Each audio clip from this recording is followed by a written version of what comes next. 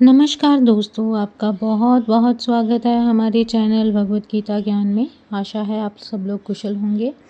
हमारे चैनल को लाइक कीजिए, शेयर कीजिए और सब्सक्राइब करना बिल्कुल ना भूलें।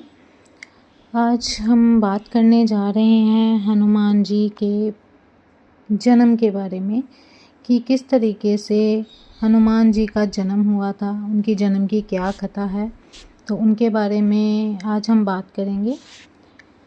हिंदू धर्म ग्रंथों के अनुसार श्री हनुमान जी का जन्म चैत्र मास की पूर्णिमा में मंगलवार के दिन हुआ था। हनुमान जी की माता का नाम अंजनी और पिता का नाम केसरी था। हनुमान जी को संकट मोचन और पवन पुत्र के नाम से भी पुकारा जाता है। भगवान श्री राम की पूजा आराधना करने से हनुमान जी प्रसन्न होते हैं, ये तो हम सभी जानते हैं। वह भगवान श्री राम के भक्तों की हर पीड़ा को दूर करते हैं।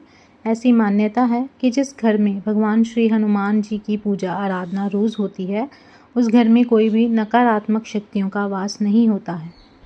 तो अब आप ये बताएं कि क्या आपको पता है कि भगवान श्री हनुमान जी का जन्म कैसे हुआ?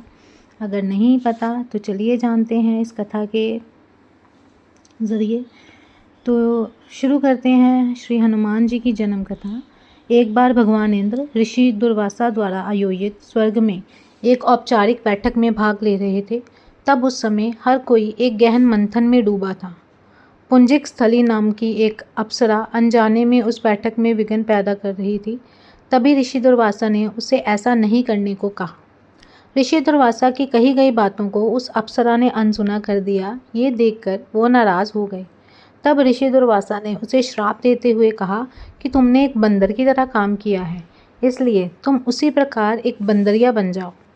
ऋषि दुर्वासा के शाप की बात सुनकर अप्सरा को अपनी गलती का एहसास हुआ और वो उनसे रोते हुए क्षमा मांगने लगी। अप्सरा ने ऋषि दुर्वासा से कहा कि हे ऋषि, मुझे क्षमा कर दें। मैं आपको परेशान करने के लिए ये काम नहीं कर रही थी। मुझे इस बात का तनिक भी अंदाज़ा नहीं था कि मेरी ऐसी मूर्खता का मुझे ऐसा परिणाम मिलेगा।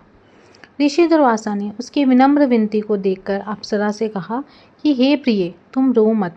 अगले जन्म में तुम एक भगवान से शादी करोगी, लेकिन वह एक बंदर होगा और तुम्हारा जो पुत्र होगा वह बंदर ही होगा, जो बहुत ही शक्तिशाली होगा और वह भगवान श्री राम का प्रिय भक्त होगा।